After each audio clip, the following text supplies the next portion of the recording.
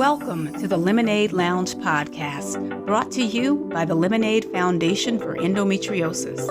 In this podcast, we aim to uplift and encourage others who are facing challenges of life and who are trying to overcome adversity. Join us as we share stories of resilience, strength, and hope, and provide a supportive space for those navigating life's challenges. Together, let's create a community of empowerment and inspiration. Welcome to the Lemonaid Lounge.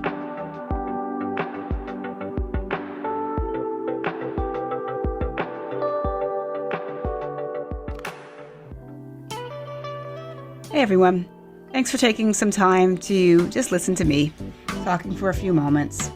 I'm not going to be here long, but I just wanted to take a moment to talk about some things that I have noticed that have been happening over the past week. It's been 1 week since the inauguration of the 47th President of the United States of America. And over the past week, I've noticed some things that I've seen in my community. Now, mind you, I live in Newark, New Jersey. When this current administration said that they would begin doing deportations immediately, I 100% believe them, but I didn't think that the deportations would begin so quickly. I thought to myself, okay, it'll probably take several months to kind of really get this moving. But true to his word, the current president has begun immigration actions immediately. So for me, what I've seen over the past 7 days, for me, it's an inconvenience, but for other people, this is a crisis. This is a life-changing crisis. This is something that is devastating and bears serious implications. Now, what I would say is this. Last Tuesday, it was the first full day of the current administration, and I took my clothes to the dry cleaners. You get your clothes in before a certain time in the morning, you can get them back same day. So I took a lot of clothes in. I got them in early because I needed them back the same day so that I would have clothes to go to work and look professional. By day, I'm a school teacher, and something about me is that when I started teaching years ago, so I would come downstairs to go to work, and my mother would just look at me. If I wore something that was like trendy and stylish and I wanted to do what other people are doing, she would just look at me and frown. So she did not approve of wearing jeans and things like that to work. Why do I say that? Kind of was ingrained in me, and I don't see anything wrong with wearing jeans. Let me just say that. But I do go to work dressed professionally every day. I go into the classroom, but I go into the classroom as if I'm going into the boardroom. So I took my clothes to the dry cleaners, hoping that I would get them back.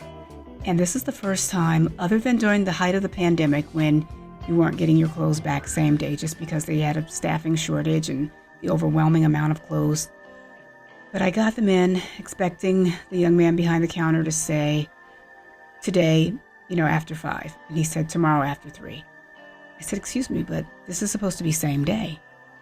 And he gave me a reason. He said, well, yesterday was a holiday and people really didn't work and it wasn't very busy. So today people really didn't come in because it was a holiday. It was an excuse that really didn't make sense. And I said to myself, something inside of me said, just let it go, Alice. Don't make a big deal. Just come back and get the clothes tomorrow. It's not going to kill you. You have other clothes that you can wear. So I said that. And when I looked, there were only 2 workers in the back working.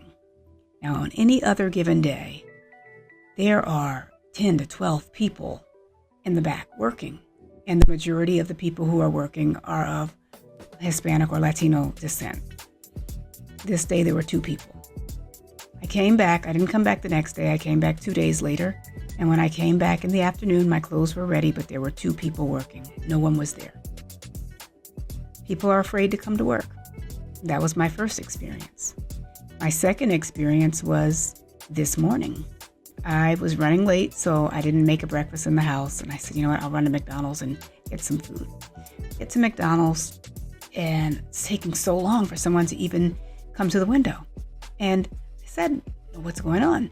The lady finally came over the drive-through, and she's like, please give me 1 moment. And finally, when I was able to place my order, I'm like relieved, and I'm talking to my mother on the phone. I'm like, you know what? I don't know if I can wait because I don't see a single car in front of me moving. Actually, the car in front of me took off. They left. So Nothing moved, and I decided to just leave as well because I didn't want to be late to work. When I went past the window, I noticed that there was a different person who I've never seen her working there, but I noticed that there were only 3 workers in the entire McDonald's. One person at the drive-through window, one young man was sweeping up and getting trash out of the parking lot, and one woman was running the entire inside by herself. No one came to work. And I was told later on that there was a raid on a different McDonald's here in New Jersey. So people are scared. Third thing that happened was I got to school and I noticed today I had 6 students who were absent. And that's unusual.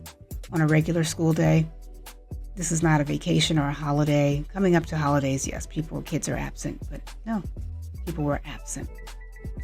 And I'm not going to speculate as to why they were absent, but I have my suspicions. And then the last thing was, obviously, I was rushing out to get out of the house, so I didn't have a lunch. And I said, I'll just we'll get Uber. So at lunchtime, a little bit before lunchtime, I placed an Uber order to Subway. This is a cold sandwich. I don't like my sandwich heated. I don't have a lot of fancy things on it. I just like a cold, dry sandwich. It said that it would be there by 1 o'clock. Actually, 12:55. I placed the order at, I think it was like 12:40, and it said it would be there by 12:55. Then it said 1:05, then 1:15, then 1:25, 1:35, 1:50, 1:55. Now it's after 2 o'clock. Now, of course, my lunch period is long gone, and it's finally 2:45 in the afternoon, and I just canceled the order. People are not coming because they're scared. We have to really appreciate the people who are in our community. Yes, I do believe that we have to have rules and have order. And there's a certain protocol, and I do believe in following that. But there are people in our community who are not criminals. They are not doing anything wrong, and they really do help to make our community move forward. And some of these people are being seriously targeted. We're going to start seeing interruptions in our lives. And like I said, for me, it's a little bit of a nuisance. Like, no, I didn't have lunch. I didn't have breakfast. So that was a little bit of a nuisance. But for other people, this is life-changing. They can't afford to come to work and be taken. Because it's not just being taken and deported to their family, to be deported back to their countries. This is being separated from their families here, separated from the life that they've built here. They have children here. They can't. So they have to make serious decisions. So as you're going about your life, be prepared for interruptions and disruptions. But please approach everything with compassion and be mindful that other people, for us, it may be an inconvenience, but for others, this is a life-altering experience. That's all I've got. I don't have anything deep tonight, just thinking about that. And my heart goes out to those who are truly impacted by the deportations.